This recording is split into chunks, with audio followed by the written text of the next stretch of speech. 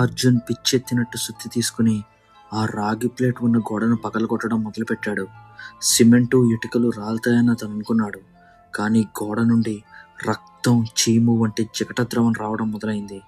లోపల ఇటుకలకు బదులుగా మనుషుల దవడ, ఎముకలు, పుర్రెలు ఒకదానికొకటి అమర్చి ఉన్నాయి. ఆ ఎముకలన్నీ ఇంకా పచ్చిగానే ఉన్నాయి. వాటిపై మాంసం ముక్కలు వేలాడుతున్నాయి. పునాది లోపల నుండి వందలాది మంది ఏడుస్తున్న శబ్దాలు, గొంతు నొక్కినట్లుగా వినిపిస్తున్న అరుపులు స్పష్టంగా వినిపిస్తున్నాయి.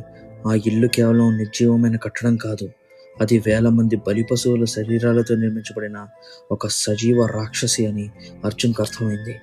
తాము నివసిస్తున్న ప్రతి అడుగు ఒక మనిషి ఛాతీ మీద వేస్తున్నట్లు అర్జున్ గ్రహించాడు. ఆ పుర్రెలు నిశ్శబ్దంగా నవ్వుతున్నట్లు ఉన్నాయి.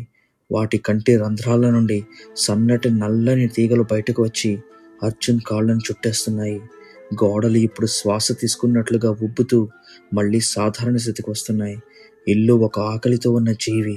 అది ఇప్పుడు తన కుటుంబాన్ని అరుగుదల చేసుకోవడానికి సిద్ధంగా ఉందని అర్జున్కి స్పష్టమైంది.